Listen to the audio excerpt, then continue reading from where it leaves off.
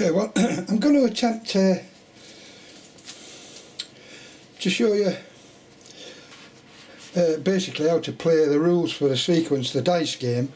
There is a larger card game, but I found it a bit expensive yet. I haven't been able to get me around to getting one. They're a bit more expensive than one of these, but this is played on, well, it's played with 2 dice, and you're given 3 sets of different coloured thingies. There's 20 of each, 20 green, 20 blue and 20 red, and it's called sequence dice, the game. And what happens is you play on a 36 square board, so there's 6 sixes, it's 36 squares, and on it there are 4 of each number, and there is 4 of each number from 2 to 12, but there is no 11 and there is no 10. 10 is not on the board, and 11 are not on the board. They've got a special sequence of events. Something special happens when you throw a 10 and 11, and also a 2 and a 12. And if you look, the 2s are on, there's 2 on each corner, so there's 4 2s and then there's 4 12s. The 12s are in the middle of the board, and then you get 4 6s, then it starts up at 3 because we've just done 2. You got 3 and you get 4 3s, 1 2 3 and 4, and then you get 4 4s, so on, 4 5s, 4 6s, 4 7s, 4 8s and 4 9s. And that's the board. That's the complete makeup of the board. So the thing is that there are special throws for 2, special throws for 10, special throws for 11, and special throws for 10 and 11, 2, 12, 10 and 11. And you throw 2 dice. I'll just move that out of the way. You throw 2 dice, and the other thing is that you place the counters on whatever dice you throw. So if you throw the pair of the dice, I've scored a 3 there. Before we go to that, if you play with 2 people, you remove one of the sets of counters because you only need 2. If you're playing with 3, you'd use the whole set of the 3 counters. If you were playing with 4, you'd remove the green ones again and play with the reds and the blues as pairs. So you can play 1s, 2s, 3s and 4s, or as couples, I suppose. Anyway, I've thrown a 3, so because I haven't, what you do is you then throw to see who's going to throw first, red or blue, and the highest one wins or whatever. You work out which one's going to throw first, and I'll go red first, and I can lay one of my counters on any 3, 1 2 3 3. So I'll place it there. And what you're trying to do is you're trying to get these red counters, 5 of them in a row, either this way, or this way, or you can come down, up, down, across, as long as they're touching each other, as long as they're adjacent squares. So I'll go as that's red goes over. So what happens now is blue goes, and I've thrown a 5. So 5. Blue can put a piece on any one of 5. So if he feels that red's going to make a sequence down here, he could put a blue piece on there, but he could place it on any of the 4 5s. If you land, I'll just go a little bit further before we do any more. Red's go now. So red has got a 5, and he can lay on a 5, any 5. And probably a good 5 would be, I'll try that one. If this is what I was trying to say before, if all the 5s were full and one of the opponents played at a 5, he would remove the opponent's piece on the 5 and place his there. If, however, he was on all the 5s, so he had red was on all the 5s, he couldn't place a counter there because so he would miss a turn. So off we go again. Blue has thrown a 5. Because there are 5s, he's got to lay it on the any 5 he so requires. Red. So what we've got there? You've got a 9.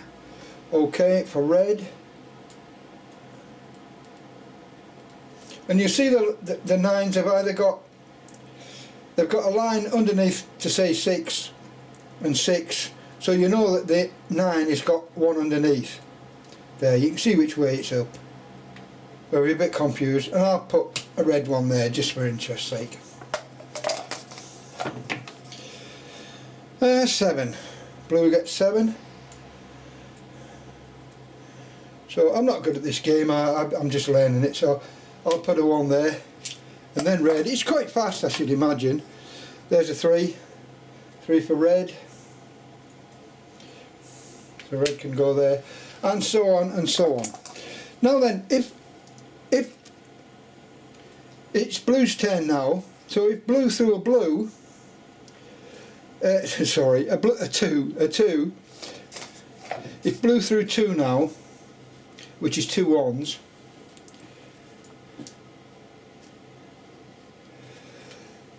he would go on to the 2. And he also gets another 10. If you land on a 2 or a 12, you get another 10. So he will throw and get another 10. And he's got a 7. So he places his piece on. I'll go there for 7. Now then, we'll see that red now goes and throws. Oh, red has thrown a 2 as well. So he puts his red on and gets another 10.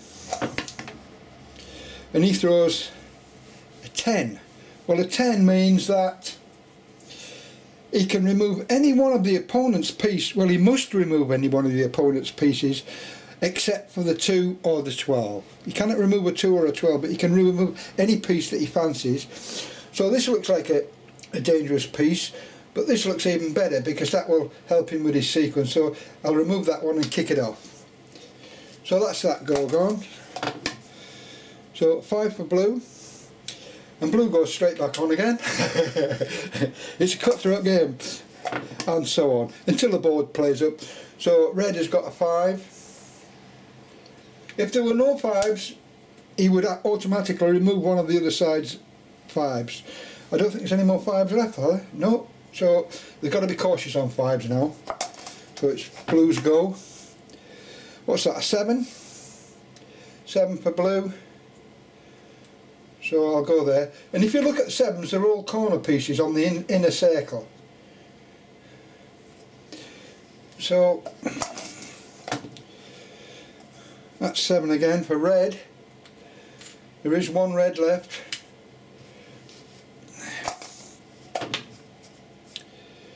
What are we, 5 for blue? See, there are no more 5s left. So 5 can remove a red 5. If there are any, when I find them. There's a red 5, so I'll take that one off and put it on. You'd look at the best possible result for the 5. I mean, if he had 2 or 3 on, you would look for the one that would help you the most. So don't forget, we're still trying to make sequences of 5. So it's red to go now. There is a 10, so I think it's red, isn't it, playing now? So red can remove any one of blue's pieces, but not a 2 or a 12.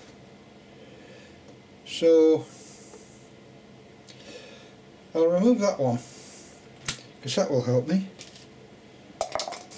Now it's blue's go. 6. 6 comes back with, blue comes back with a 6. That's a 9. That's a 6. Let's try that. So that'll give me a chance that way and that way. Right, red to go. There's an 8 for red.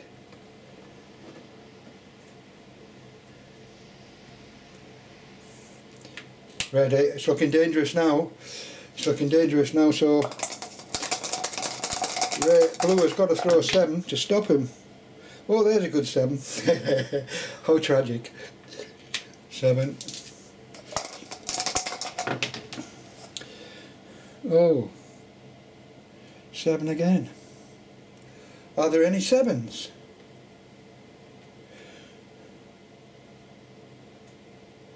No 7s, are there? Nope. So red can remove that 7, put it on there, and he's now got a sequence of 5, and he's won the game.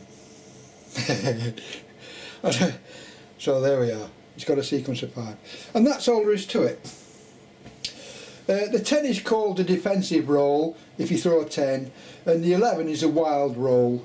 And you can place your piece on any empty space. If there's no empty spaces, you can take off one that you fancy and then put your piece on. So that's all there is to it. It's quite a simple little game, but it's quite hectic, and it's not usually as quick as that. It's because I'm just messing about, but I hope I showed you correctly. I hope I haven't bored you to tears. And this is a homemade board game. It's my own board game. I haven't bought this one. It's one I made up myself. And this is a little bit too big. I'm going to make a smaller one to one with probably pegs in or something like that, so you can play if you're travelling or something, or you can pop in your pocket. Anyway, I shall stop there, and that's the end of my duty done. I hope I haven't confused anybody. I shall stop there.